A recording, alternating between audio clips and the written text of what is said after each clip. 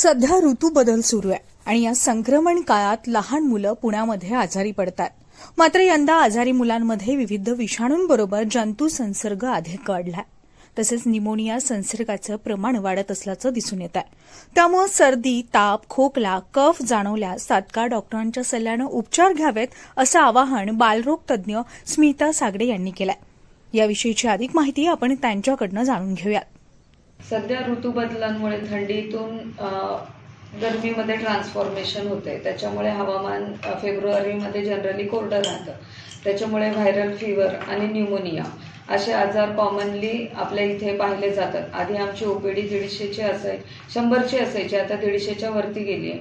Commonly जी मुलं येतात complaint घेऊन ते सर्दी, खोकला, ताप, उलट्या, जुलाब असे घेऊन येतात.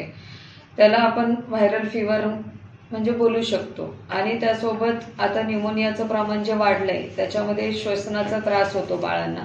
सर्दी, खोकल्या, तापासोबत जसं की जोरजोरात श्वास घेणे आणि ऑक्सिजनचं प्रमाण कमी होणे अशी लक्षणं दिसतात.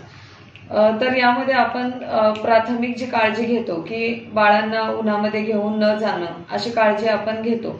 आणि त्याच्यामध्ये पण जी कॉमनली मुलं आपल्याला दिसत आहेत ती 5 वर्षाच्या आतली मुलं आजारी पडत आहेत. तर त्याच्यामध्ये थोडा सर्दी, खोकला, ताप जरी झाला पहिल्या 1-2 दिवसात तर अंगावर न काढता डॉक्टरांच्या सल्ल्याने औषधं आपण जर चालू केली तर न्यूमोनियापर्यंत तो आजार जायचा आपण टाळू शकतो.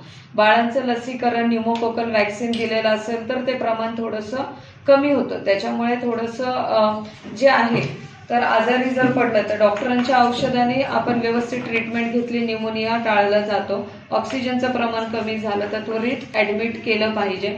5 ते 6 पेशंट जे आहेत ते आपल्याकडे न्यूमोनिया आणि व्हायरल फीवरचेच आहेत. काळजी घेतली पाहिजे की उन्हाळ्यात उन्हामध्ये न घेऊन जाणं. नंतर त्यासोबतच जर आजारी पडलं तर डॉक्टरांचा सल्ला लवकर घेऊन औषधं चालू करणं. बाळांना म्हणजे सुती कपडे घालणं आणि त्यासोबतच सुती आणि फिकट रंगाचे कपडे घालणं. डिहायड्रेशन मेंटेन करणं. पाणी भरपूर प्यायला देणं. लक्षणं म्हणजे सर्दी, खोकला, ताप, श्वसनाला त्रास, उलट्या, जुलाब. Shivani Dhumal, news 18 local, Pune.